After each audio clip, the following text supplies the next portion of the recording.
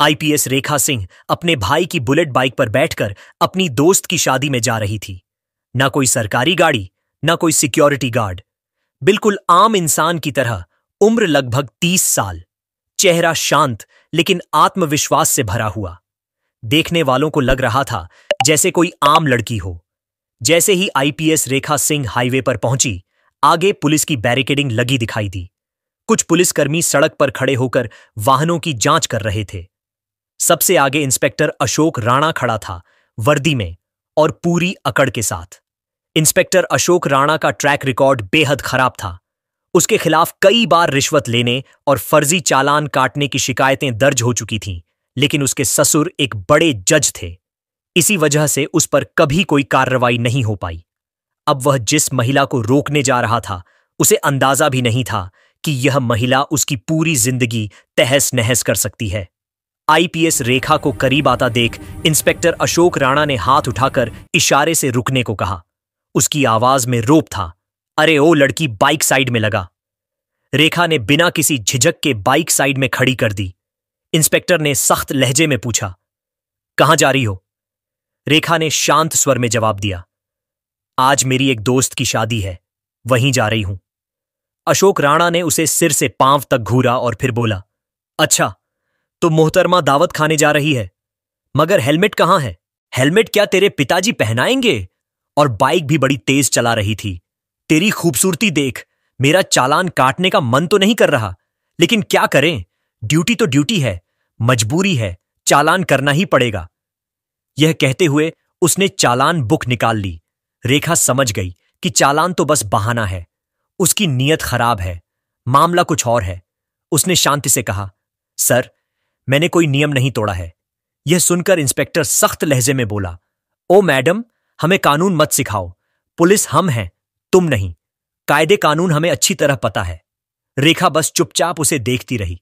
तभी अशोक राणा ने गुस्से में ऊंची आवाज में कहा, तू ऐसे नहीं मानेगी, तुझे कानून सिखाना पड़ेगा। अगले ही पल इंस्पेक्टर अशोक राणा ने अचानक उसके गाल पर जोरदार थप्पड़ मार दिया और गुर्रा कर बोला, बहुत सवाल पूछती है, पुलिस जो कहे उसे चुपचाप सुनना चाहिए। रेखा का सिर एक पल के लिए झटका खा गया, लेकिन उसने खुद को तुरंत संभाल लिया। उसकी आंखों में अब गुस्से की तेज लपटें साफ नजर आ रही थीं। अशोक राणा ठहाका मारकर हंसा और अपने साथियों से बोला, अभी भी इसकी अकड़ बाकी है, लगता है इसे अच्छे से सबक सिखाना पड़ेगा। तभी एक सिपाही आगे बढ़ा और बोला, साहब, इसे थाने ले चलते हैं, वहीं इसकी सारी अकड़ निकाल देंगे। इंस्पेक्टर ने हामी भरी, हां, थाने ले चलो, वहीं समझ आएगा कि पुलिस से कैसे बात करनी चाहिए। इतना कहते ही एक सिपाही और इंस्पेक्टर ने रेखा का हाथ पकड़कर उसे खींचने की कोशिश की और बोले, चल जीप में बैठ। रेखा ने गुस्से से अपना हाथ झटक दिया और सख्त आवाज में बोली, ये सब करने की हिम्मत भी मत करना। उसकी आवाज में ऐसी दृढ़ता थी कि सिपाही एक पल के लिए सहम गया, लेकिन इंस्पेक्टर अशोक राणा का पारा और चढ़ गया। उसने सिपाहियों को आदेश दिया, इसका घमंड तोड़ो। सिपाही आगे बढ़ा और बेरहमी से रेखा के बाल पकड़कर उसे जबरदस्ती घसीटने लगा। दर्द से रेखा कराह उठी, लेकिन फिर भी उसने अपनी असली पहचान छिपाए रखी। वह देखना चाहती थी कि यह लोग अपनी नीच हरकतों में कितनी हद तक जा सकते हैं। इसी बीच एक और सिपाही ने गुस्से में उसकी बाइक पर लात मारकर उसे नीचे गिरा दिया और बोला, बड़ी आई शरीफ बनने, अब तेरा खेल खत्म। रेखा अब पूरी तरह समझ चुकी थी कि यह लोग पुलिस की वर्दी में छिपे हुए गुंडे हैं। इंस्पेक्टर की आंखों में गुस्से की आग थी। वह गुस्से में बोला, वाह, बहुत देखी हैं तेरी जैसी पापा की परियां, दिन में 50 आते हैं तेरे जैसे। तू पुलिस से भिड़ेगी? अभी तेरी औकात दिखाता हूं। उसने अपने सिपाहियों को आदेश दिया, चलो रे, ले चलो इसे थाने, वहीं इसकी सारी नेतागिरी निकालेंगे। आईपीएस रेखा सिंह अब भी चुप थी। उन्होंने अब तक अपनी पहचान उजागर करने का कोई इरादा नहीं किया था। वह देखना चाहती थी कि प्रशासन किस हद तक गिर चुका है और यह लोग अत्याचार में कितनी दूर जा सकते हैं। इंस्पेक्टर अशोक राणा अब झूंझुला चुका था। उसके सामने एक लड़की खड़ी थी जिसने थप्पड़ खाए, बाल खींचवाए, हाथ पकड़कर घसीटी गई, लेकिन फिर भी उसने एक शब्द तक नहीं कहा। उसकी यह चुप्पी इंस्पेक्टर के अहंकार को और भड़का रही थी। उसने गुस्से से सिपाहियों को घूरते हुए आदेश दिया, ले चलो इसे थाने, वहीं देखेंगे इसका क्या करना है। दो सिपाहियों ने रेखा के दोनों हाथ पकड़ लिए और जबरदस्ती घसीटने लगे। तभी रेखा ने पहली बार जोर से कहा, छोड़ो मुझे। इंस्पेक्टर हंस पड़ा और बोला, ओहो, अब जुबान खुली है तेरी, चल थाने में देखेंगे कितना बोलती है। थाने पहुंचते ही इंस्पेक्टर अशोक राणा ने जोर से चिल्लाकर कहा, अरे कोई चाय पानी और समोसे लाओ, आज एक स्पेशल केस आया है। रेखा अब भी शांत खड़ी थी। वह गौर से देख रही थी कि आम जनता के साथ पुलिस किस तरह का व्यवहार करती है।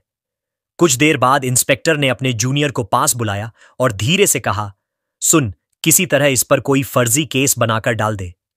सिपाही चौंक कर बोला, क्या केस साहब? अशोक राणा ने कहा, कोई भी चोरी, लूट, डकैती, जो भी ठीक लगे, बस इसे अंदर डालना है, इसकी अक्ल ठिकाने लगानी है, सारी नेतागिरी निकालनी है। रेखा यह सब सुन रही थी, लेकिन अब भी उन्होंने कोई प्रतिक्रिया नहीं दी। वह चुपचाप सब सह रही थी, मानो सही समय का इंतजार कर रही हो। इंस्पेक्टर अशोक राणा अपनी टेबल पर बैठा कलम घुमाते हुए बोला, अपना नाम बता और घर का पता बता। रेखा चुप रह गई। इंस्पेक्टर ने फिर से पूछा, बाहरी है क्या? सुनाई नहीं देता, नाम बता अपना। रेखा अब भी शांत रही। गुस्से में इंस्पेक्टर ने मेज पर जोर से हाथ मारा और चिल्लाया, नाम बता वरना अंजाम बुरा होगा। कुछ पल की खामोशी के बाद रेखा ने धीमे स्वर में कहा, रेखा। इंस्पेक्टर ठहाका मारकर हंसा, बहुत चालाक है तू, लेकिन यहां ज्यादा होशियारी मत दिखाना वरना भारी पड़ेगा। इंस्पेक्टर ने एक सिपाही को इशारा किया और सिपाहियों ने जबरन रेखा को लॉकअप में डाल दिया। लॉकअप गंदा और बदबूदार था। भीतर पहले से ही एक महिला बैठी थी। रेखा ने उससे पूछा, तुम्हें किस जुर्म में डाला है? महिला बोली, मुझे झूठे केस में फंसाया गया है। मैं बाजार में सब्जी बेचती थी। हर रोज इंस्पेक्टर अशोक राणा मुझसे फ्री में सब्जी लेकर जाता था। एक दिन मैंने फ्री में सब्जी नहीं दिया तो मुझ पर झूठा आरोप लगाकर मुझे जेल में डाल दिया। फिर उसने रेखा से पूछा, और तुझे? रेखा ने शांत स्वर में जवाब दिया, कुछ नहीं। अब वह और गहराई से सोच रही थी। अगर एक आईपीएस अधिकारी को बिना सबूत यूं ही अंदर किया जा सकता है तो आम जनता का क्या हाल होगा। बाहर इंस्पेक्टर अशोक राणा ने सिपाहियों से कहा, इस पर चोरी और ब्लैकमेलिंग का केस डाल दो। सिपाही हिचकिचाया, लेकिन साहब, बिना सबूत के। इंस्पेक्टर हंस पड़ा, सबूत इस थाने में सबूत ही तो बनाए जाते हैं। कुछ देर बाद अशोक राणा खुद लॉकअप में आ पहुंचा। वह गुस्से में हाथ उठाकर रेखा को थप्पड़ मारने ही वाला था कि तभी दरवाजे से एक कड़क आवाज आई, रुक जाओ। सभी की नजरें दरवाजे की ओर घूमी। वहां पुलिस अफसर हितेश कुमार खड़े थे। थाने में उनकी छवि एक ईमानदार अधिकारी की थी। हितेश ने लॉकअप में बंद महिलाओं की हालत देखी तो उनके चेहरे पर चिंता की लकीरें उभर आईं। उन्होंने सख्त आवाज में पूछा, यह सब क्या हो रहा है? अशोक राणा हल्की मुस्कान के साथ बोला, कुछ नहीं सर, बस एक सड़क छाप लड़की ज्यादा होशियारी दिखा रही थी तो सबक सिखा रहे थे। हितेश ने रेखा की तरफ गौर से देखा। उसके हाव भाव किसी साधारण महिला जैसे नहीं थे। उन्हें कुछ अजीब लगा। उन्होंने इंस्पेक्टर से पूछा, यह महिला का जुर्म क्या है? अशोक राणा थोड़ा हड़बड़ा गया, सर, इसने चेकिंग के दौरान बदतमीजी की थी। हितेश को उसकी बात पर विश्वास नहीं हुआ। उन्होंने सीधे रेखा की ओर देखा और शांत स्वर में पूछा, तुम्हारा नाम क्या है? रेखा अब भी चुप रही। अशोक राणा झुंझुलाकर बोला, देखिए सर, यह तो अपना नाम तक नहीं बता रही है। हितेश समझ चुके थे कि मामला गंभीर है। उन्होंने आदेश दिया, ठीक है, इसे दूसरे लॉकअप में डालो। हितेश के आदेश पर सिपाही रेखा को दूसरे लॉकअप में बंद कर दिया। वह कमरा पहले से भी ज्यादा अंधेरा, गंदा और बदबूदार था। दीवारों पर मोटी नमी जमी हुई थी। रेखा ने चारों तरफ देखा। अब वह इस प्रशासन का असली चेहरा देख पा रही थी। हर बीतते पल के साथ उनका यकीन और पक्का हो रहा था। कानून अब सिर्फ कागजों पर रह गया है, असलियत में तो इसे रौंदा जा रहा है। इत्तेफाक से उसी दिन डीएम विजय कुमार पुलिस थानों का दौरा कर रहे थे। अचानक एक सिपाही घबराते हुए थाने के भीतर आया और बोला, साहब, बाहर एक बड़ी गाड़ी आई है। इंस्पेक्टर अशोक राणा चौंक कर बोला, कौन आया है?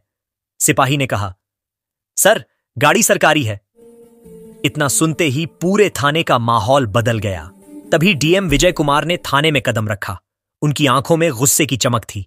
उन्होंने सीधा इंस्पेक्टर अशोक राणा की ओर देखा और कड़क आवाज में बोले, इंस्पेक्टर साहब, यहां क्या हो रहा है? अशोक राणा के पसीने छूट गए। वह अटकते हुए बोला, सर कुछ नहीं, बस एक मामूली केस है। डीएम की नजर रेखा पर पड़ी। उन्हें देखते ही वे चौंक गए और तुरंत बोले, अरे मैडम, आप यहां इस हाल में?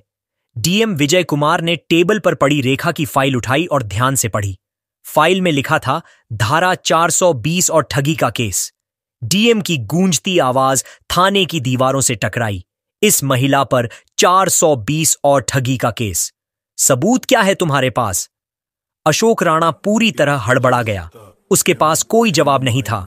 डीएम साहब ने सख्त आदेश दिया, इन्हें तुरंत लॉकअप से बाहर निकालो। फिर उन्होंने इंस्पेक्टर की तरफ देखा और गुस्से में बोले, इंस्पेक्टर साहब, आपको पता भी है यह महिला कौन है? यह इस जिले की नई नियुक्त हुई आईपीएस अधिकारी रेखा सिंह है। यह सुनते ही पूरे थाने में सन्नाटा छा गया। सभी पुलिसकर्मी हैरान खड़े रह गए। अशोक राणा के हाथ पैर कांपने लगे।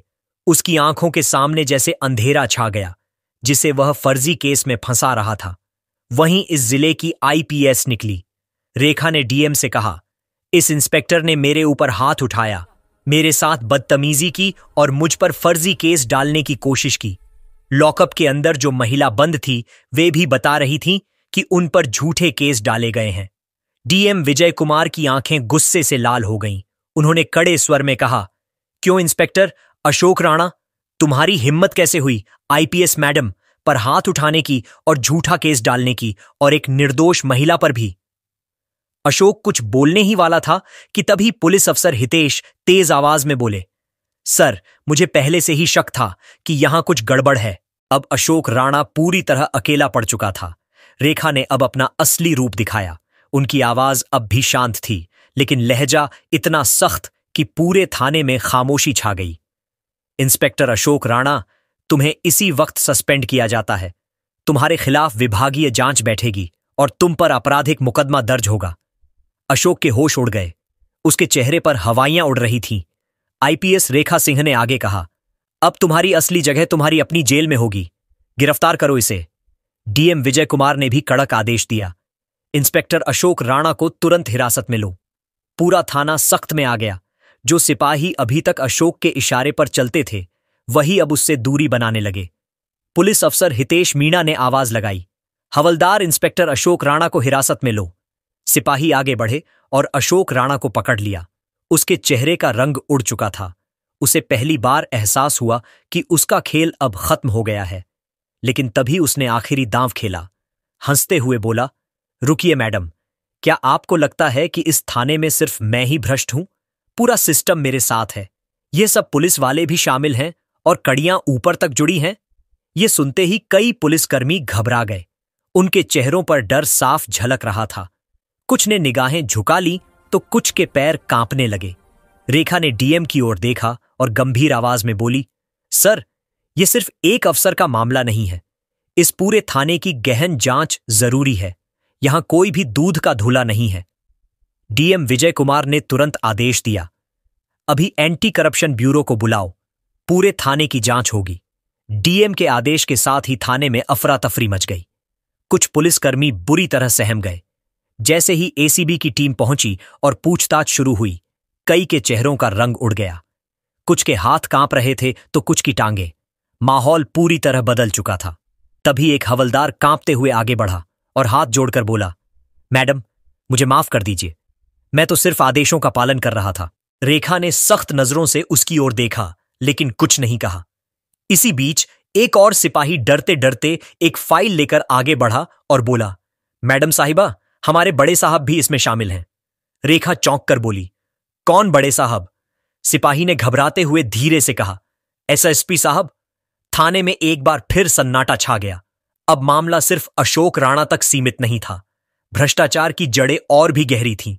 डीएम विजय कुमार ने गहरी सांस ली और सख्त लहजे में कहा, इस थाने का पूरा स्टाफ तत्काल प्रभाव से निलंबित किया जाता है। विभागीय जांच बैठेगी और एसीबी पूरी छानबीन करेगी। यह सुनते ही थाने में हड़कंप मच गया। कुछ पुलिसकर्मी घबराकर अपने फोन निकालने लगे। कोई बचने का रास्ता ढूंढने लगा तो कुछ चुपचाप सिर झुकाकर खड़े रह गए। लेकिन अब कोई नहीं बच सकता था। आईपीएस रेखा सिंह ने दृढ़ स्वर में डीएम साहब से कहा, अब हमें एसएसपी साहब से भी पूछताछ। डीएम विजय कुमार ने तुरंत आदेश दिया, एसएसपी को अभी बुलाया जाए। पत्रकारों को जैसे ही खबर मिली कि पूरा थाना सस्पेंड हो गया है, वे तुरंत ब्रेकिंग न्यूज देने लगे। अब मामला पूरे जिले में फैल चुका था। थोड़ी देर बाद एसएसपी साहब भी थाने में पहुंच गए। उन्होंने चारों तरफ देखा और तेज आवाज में कहा, यह क्या नाटक चल रहा है? लेकिन आईपीएस रेखा सिंह शांत खड़ी थी। उन्होंने सीधी नजर एसएसपी की आंखों में डालते हुए दृढ़ आवाज में कहा, क्या आपको लगता है कि आप बच जाएंगे? फिर उन्होंने फाइल एसएसपी के हाथों में थमा दी और कहा, यह देखिए, आपके सारे काले कारनामों के सबूत। फाइल में घोटाले, फर्जी केस और वसूली के पुख्ता सबूत दर्ज थे। एसएसपी के चेहरे का रंग उड़ गया, माथे से पसीने की बूंदें टपकने लगीं। डीएम विजय कुमार ने अब देर नहीं की। उन्होंने सख्त आदेश दिया, एसएसपी को तुरंत गिरफ्तार करो।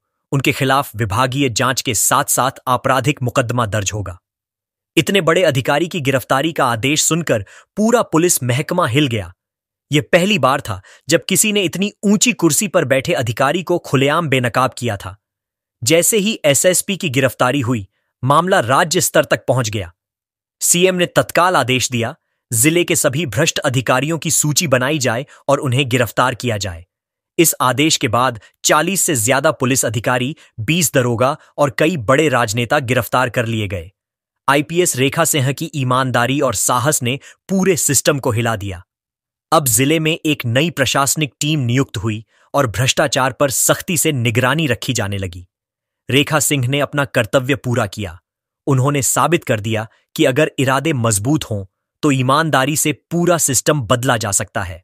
दोस्तों, ये थी आज की कहानी, जो शायद दिल को छू गई हो या सोचने पर मजबूर कर गई हो। अगर आपको ये कहानी अच्छी लगी हो तो दिल से लाइक कीजिए, अपने दोस्तों के साथ शेयर कीजिए और जुड़ जाइए हमारे साथ, क्योंकि हर कहानी लाती है एक नया एहसास। सिर्फ यहां स्टोरी वर्स पर। स्टोरी वर्स, कहानियां जो दिल में उतर जाएं।